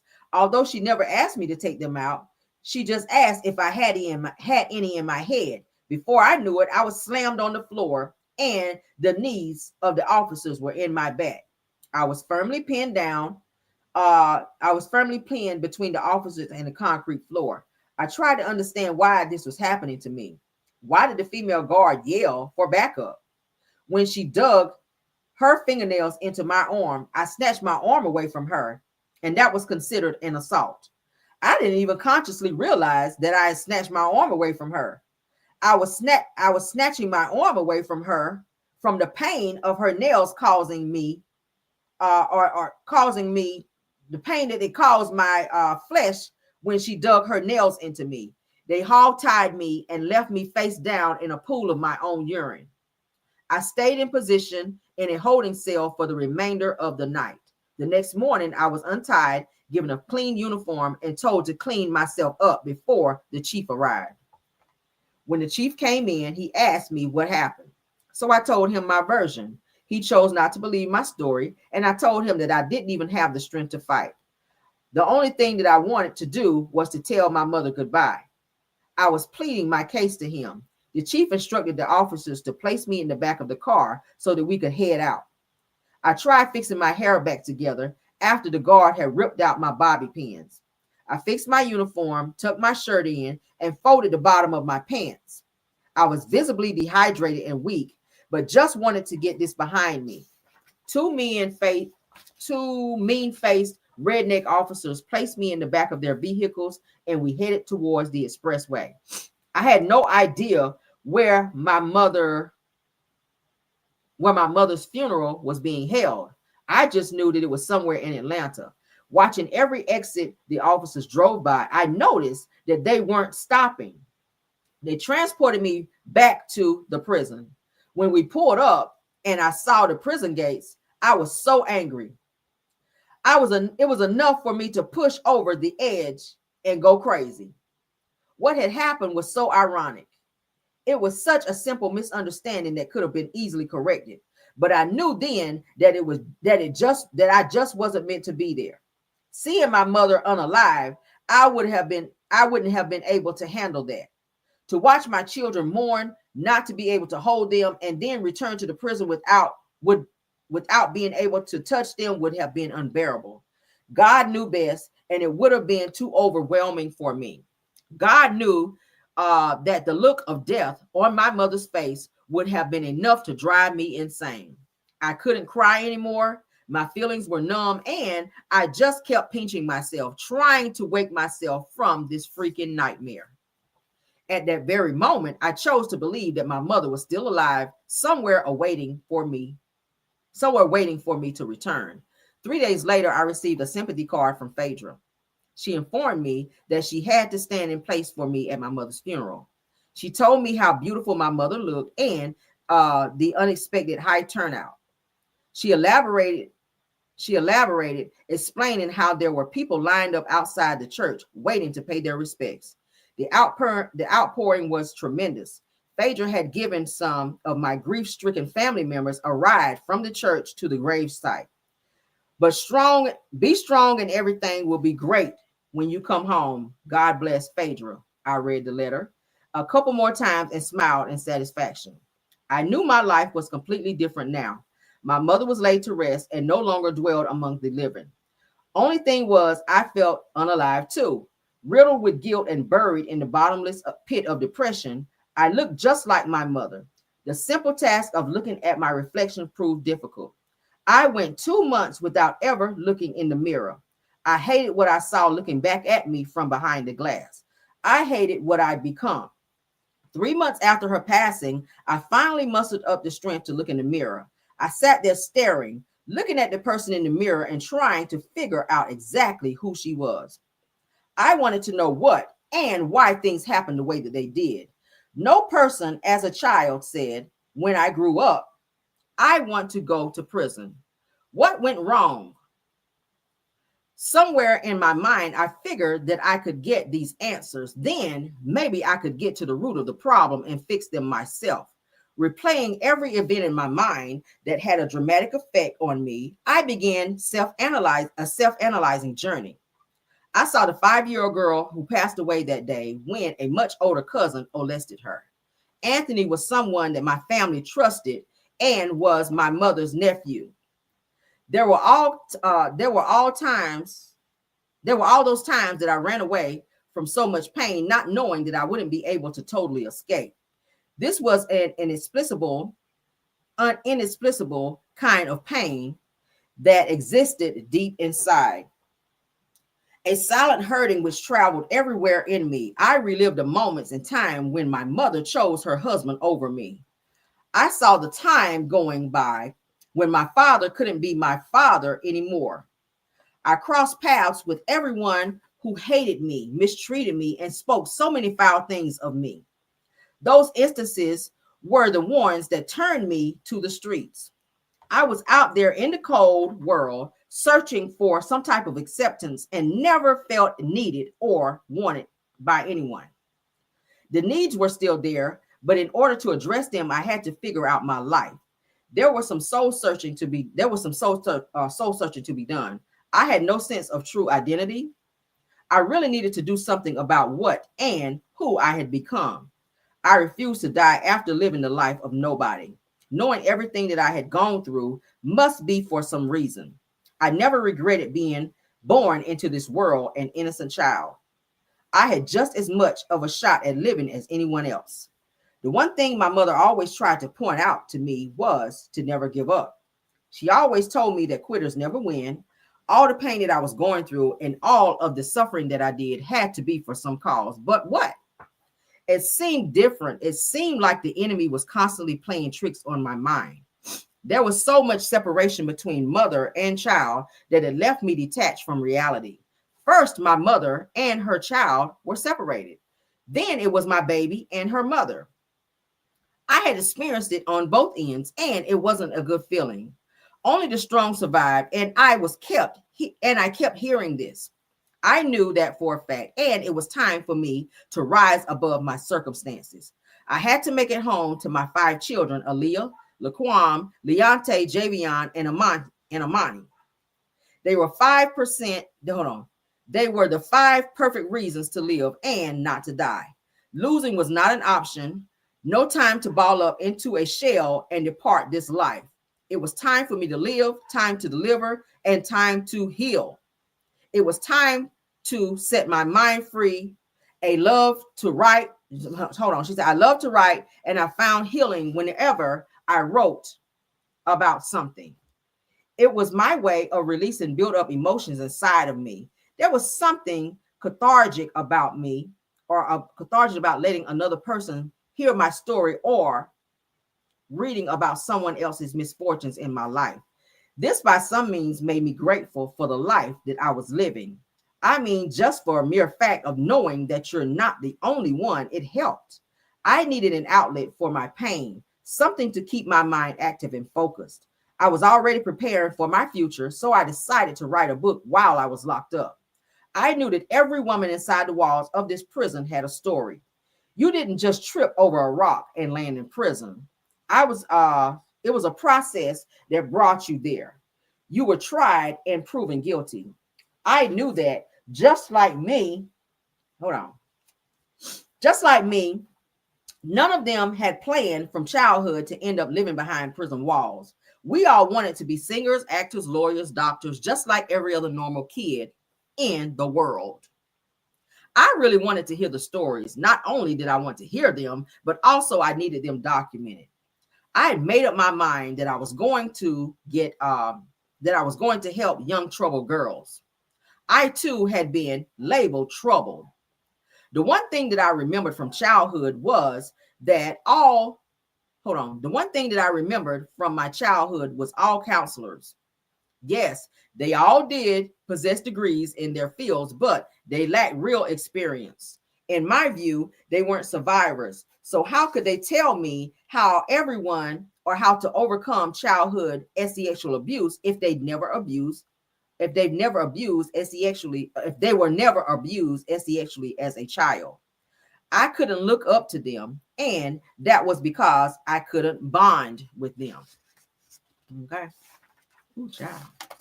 This is a long chapter here. All right, so let's see.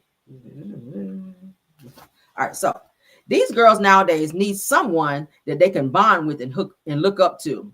If they look at me and see that I made it against all odds, surely they would believe and have faith that they too would make it through their darkest hours. Every single day I was walking around Pulaski State Prison armed with a pen and several pads. And every day it was my goal to document someone's pain with such fervor and as I had when I walked around them luxury car lots, documenting information for Phaedra's schemes. I used some of the same skills and documented information for the world.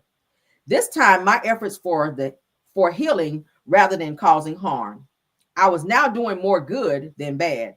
In addition to that, I was doing my part to help the world become a better place. As I interviewed my fellow prison mates, I never quite understood what it was about me that they trusted. What it was about me that got them to open up and share things about them that they would never have done or ever told anyone. I was going to use their stories to help young girls. Of course, these would be the types of young girls following in their footsteps, or should I say, following in my footsteps. I had experienced pain so severe, and I never wanted anyone to ever go through what I've gone through. Before I knew it, I had many stories. They were from so many different women of all walks of life. These women were of different races, different religions, different ages, and committed crimes as petty as theft to crimes as serious as capital unaliving. Hearing the stories of how a 15-year-old girl was R-worded and molested by her father her entire life until she grew tired of his abuse and unalived him gave me strength. When I heard the story of the young woman who learned that she was HIV positive after being tested in prison, I could not for one moment understand how it felt to walk in her shoes. It hurt me so much to hear their stories. I cried with them and I documented their truths, but I refused to let the pain that I felt deter my efforts. I knew that someone somewhere needed to hear their stories. The first time a child tells me that I haven't been through what she's been through, I could turn the page in this book and find the story among the pages. The story that was true and relatable existed in my collection. These were stories that would make my child think twice. It was my impetuous to being beacon of light in a dark world. This was the sole purpose of my writing, and I dubbed it Crime Prevention. Life Beyond These Walls was my first book. It was written and completed during my imprisonment. All I had to do was keep all of my pages together, and I could present the book to Phaedra Parks. She had the connections in the entertainment industry and maybe could help me kick it off. I also figured that she would be proud of my accomplishments, seeing as though I did something useful with my time. Her connections were within reach of a button, and I knew that I was a great writer. As long as I cut Phaedra in on the money, then we would be good and everybody could win. At least that was how I saw it. Being a convicted felon was hard enough. Let it not be forgotten that I was a single mom. With that in mind, I had to become an entrepreneur. Not only would this book heal the masses, but it would also provide me with a way to financially care for my children, and I was already connected.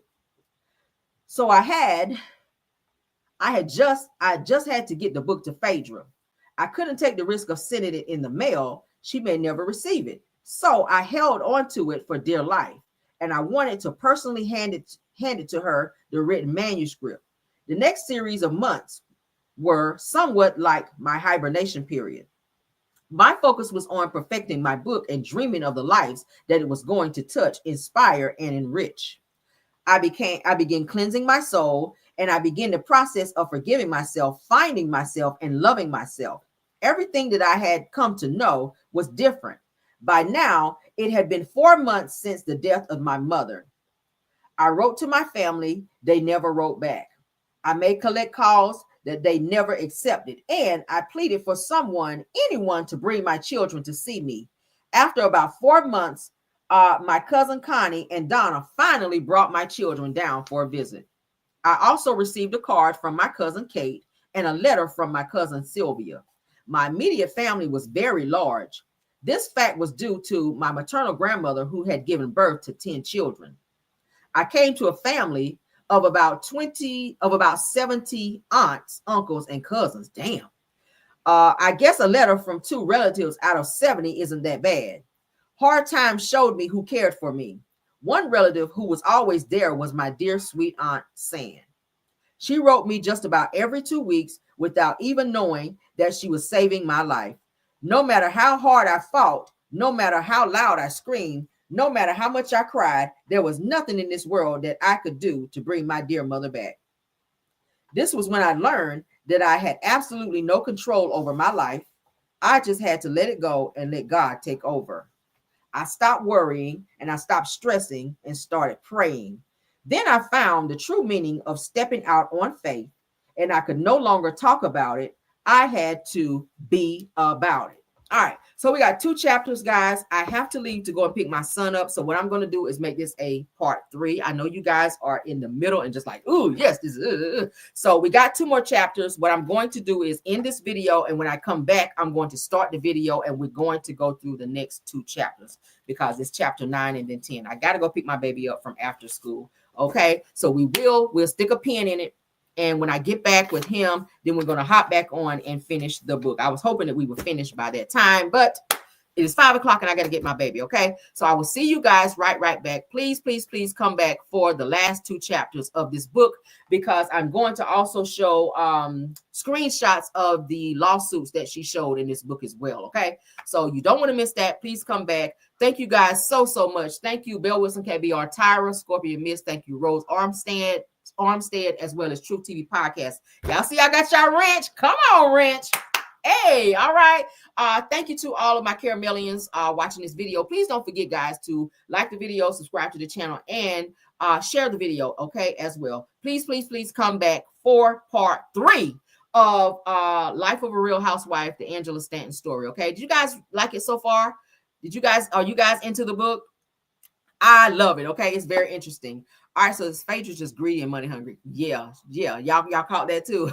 Absolutely. But we're going to be coming back. All right. Yes, honey. Congratulations on those wrenches. So we'll be back. I'm going to go pick my baby up, and I'll be right back. And then we'll come right on back to chapters 9 and 10. And that will be the end of the book. Okay. Thank y'all so much. I will be back. Love you guys. Bye. Even when you feel low, you can still go. Even when you feel slow, you can still go. Even when there's no hope, you can still go. I never answer to no, man, I still go. Go, go, go, go, go, go, go, go, go, go, go, go. Hustle hard, hustle every single day. I'll be making moves till I'm buried in my grave. To the system, I don't wanna be a slave. I've been doing shit my way, or the highway. And in the driveway is a nice range. Cause I grind through the climb, I invite pain. You'll never hear me, bitch, nah, I don't complain. Just gotta flip the switch and you can go and obtain anything you want, anything you need. Your mind's got the key ingredient, it's belief. They'll deceive with the negativity, but I just slide right by that energy. Even when you feel low, you can still go. Even when you feel slow, you can still go. Even when there's no hope, you can still go. I never answer to no, man, I still go. Go, go, go, go, go, go, go, go, go, go, go, go, go, go, go, go,